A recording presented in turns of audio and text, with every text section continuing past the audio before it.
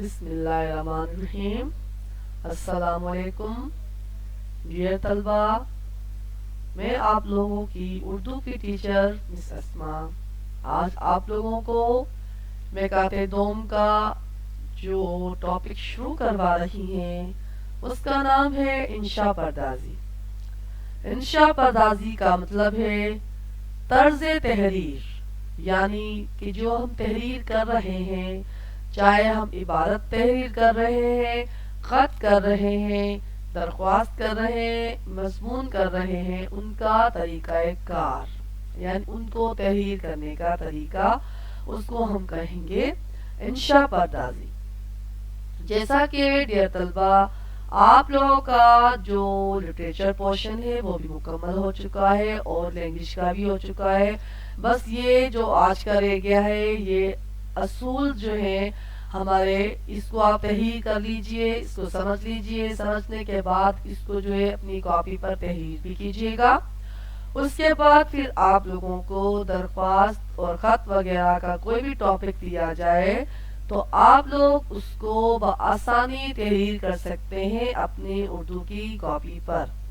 اچھا، آج کی جو ہمارا جو فہرست میں ٹاپک ہے درخواست لکھنے کے اصول، خط لکھنے کے اصول، مضمون لکھنے کے اصول اور کہانی لکھنے کے اصول، ٹھیک ہے؟ یہ آپ لوگوں کو آنے چاہیے، معلوم ہونے چاہیے کہ ہمیں درخواست کیسے لکھنی ہے، خط کیسے لکھنا ہے، مضمون کیسے لکھنا ہے اور کہانی کیسے لکھنی ہے۔ سب سے پہلے درخواست لکھنے کے اصول میں آپ لوگوں کو بتاؤں گی کہ درخواست وہ خط ہے جو ایک سرکاری ملازم یا عام شہری کسی افسر مجاز کے پاس بھیجتا ہے، ٹھیک ہے؟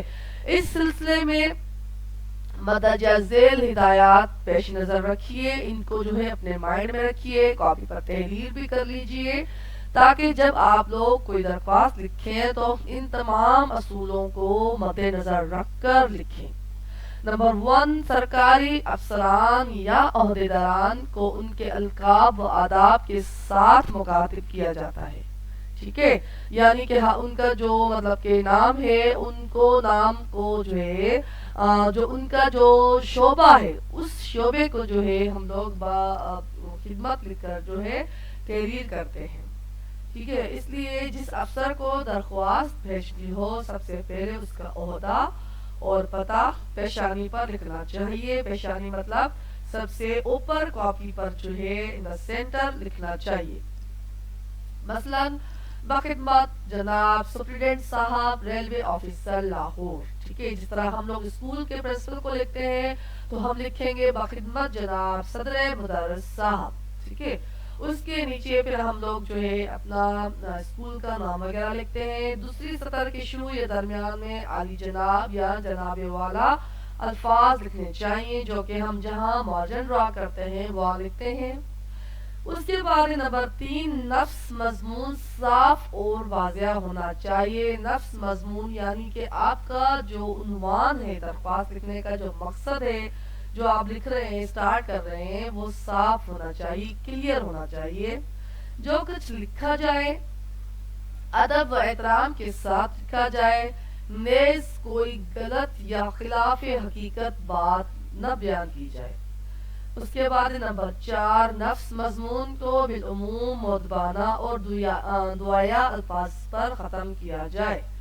خاتمے پر نئی سطر میں العارض یا درخواست گزار کے الفاظ لکھ کر نیچے اپنا نام اور پتہ لکھنا چاہیے۔ جس طرح آپ اسٹوڈنٹ ہیں اور آپ لوگ جو ہے ایک پرنسپل کو لکھ رہے ہیں درخواست، تو آپ لوگ لکھیں گے العارض، اپنا نام، نیچے اپنی کلاس کا نام اور اس کے بعد جو ہے سائٹ پہ جو ہے تاریخ وغیرہ جو ہے آپ لوگ درج کر دیں گے۔ اب آتے ہیں خط لکھنے کے اصول۔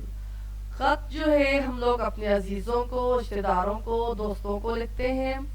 خط کو بجا طور پر نصف ملاقات بھی کہا جاتا ہے۔ اس کے ذریعے ہم بہت تھوڑے سے پیسے خرچ کر کے دور دراز علاقوں میں رہنے والے دوست احباب اور عزیز و اقارب سے رابطہ قائم رکھ سکتے ہیں۔ خط لکھتے ہوئے مندرجہ ذیل چیزوں کا خیال رکھنا چاہیے۔ سب سے پہلے جو ہے بسم اللہ الرحمن الرحیم لکھنا چاہیے۔ خط جو ہے بسم اللہ الرحمن الرحیم سے شروع کرنا چاہیے۔ اس کے بعد اپنا پتہ اور تاریخ داہنی جانب کے بالائی گوشے میں لکھنا چاہیے، ٹھیک ہے۔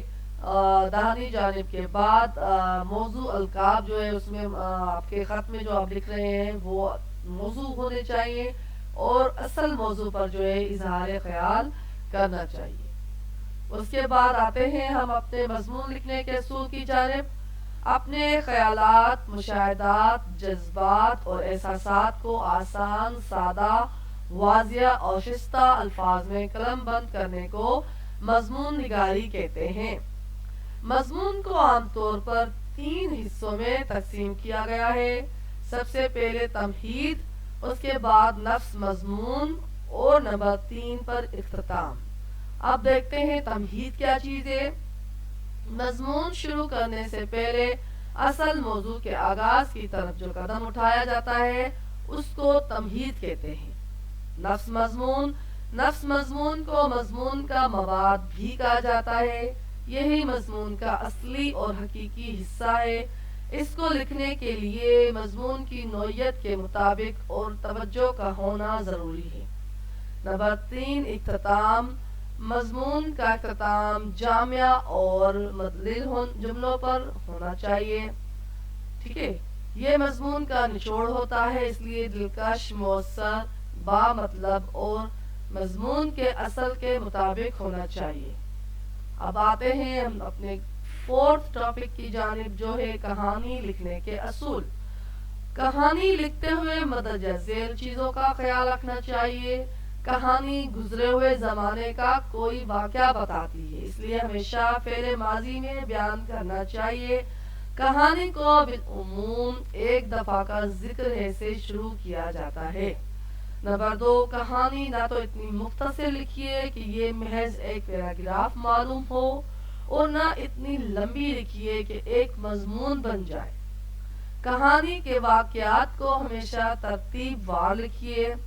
نمبر 4 جب کہانی خاکے کی کہانی ہم لوگ پہلے نا خاکہ بناتے ہیں، ٹھیک ہے، اشارے بناتے ہیں، ٹھیک ہے، تو اس کے بعد جو ہے ان کو خاکے کو مکمل کرنے کے لیے جو ہے ہم اس میں خالی جگہ پر کرتے ہیں۔ تو آپ کوشش کریں کہ جسٹ خالی جگہ پر نہ کریں، ان اشاروں کی مدد سے جملے ترتیب دیں اور اس طرح مکمل کہانی بنائیں۔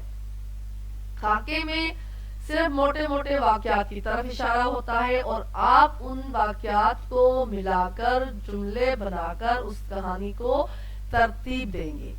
اس کے بعد عنوان تجویز کرنے کے لیے کہانی کا سب سے پہلے آپ موضوع جو ہے اس کا سلیکٹ کریں گے، اور اس کے بعد آخر میں کہانی سے حاصل ہونے والا سبق واضح کر دینا چاہیے کہ اس سے جو ہے ہمیں کیا سبق حاصل ہوتا ہے۔ ڈیئر طلبہ، آپ لوگوں کو مجھے امید ہے یہ سارے رولز جو ہیں سمجھ میں آ گئے ہوں گے۔ ان کو جو ہے آپ لوگ اپنی کاپی پر تحریر بھی کیجئے تاکہ یہ چیز لکھی ہوئی آپ کے پاس ہمیشہ موجود ہو، تاکہ جب بھی آپ لکھیں تو ان اصولوں کو پڑھ کر اس کہانی کو ترتیب دیں گے یا مضمون کو یا درخواست کو، تو آپ لوگوں کو آسانی رہے گی۔ شکریہ۔